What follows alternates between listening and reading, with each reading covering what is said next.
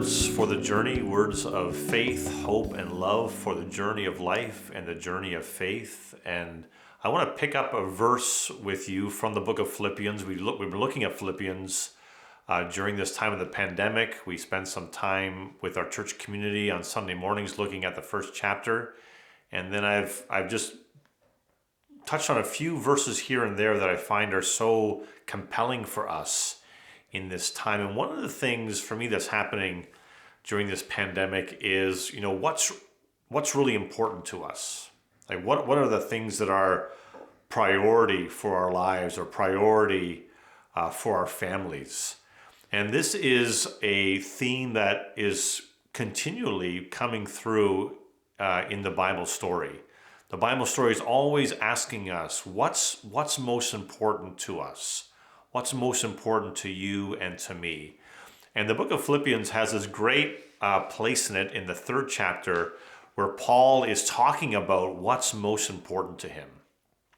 Now, I remember maybe about 30 years ago, I did a short chapel talk at the college I was attending, and it was on these verses. So these verses have been with me for a number of years.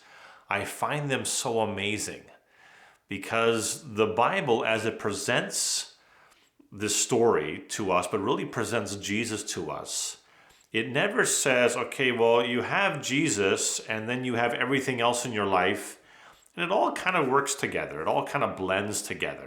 Jesus is sort of like all the other things in your life that you like and you love. That's not the presentation of Jesus.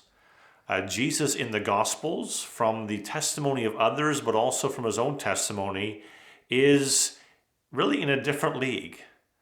So there are lots of things we care about in our lives, lots of things we love, and then our love for Jesus is meant to be on a different level.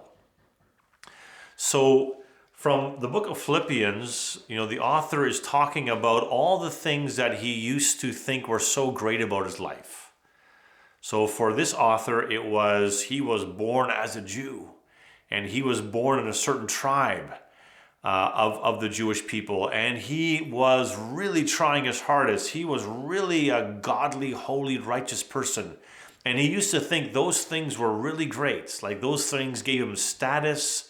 Those things are really important. Those things were really the meaning of his life. And then he discovers, we could say, but really Jesus discovers him. This author meets Jesus on this road to Damascus. You can read about that in the book of Acts chapter 9. And Jesus really grabs a hold of this author, the Apostle Paul. And after that, everything changes. And Paul says of looking back on his life before Jesus, and then after meeting Jesus, he says, but whatever was gain to me, all those things I used to think were so important, were kind of on the plus side of my life. All those things that were gained to me, I now consider a loss for the sake of Christ. What is more, I consider everything a loss because of the surpassing worth of knowing Christ Jesus my Lord, for whose sake I've lost all things. So when I compare everything in my life to Jesus, all these things are loss compared to gaining Jesus or knowing Jesus. And then he says this phrase, what is more? I consider everything a loss compared to Jesus.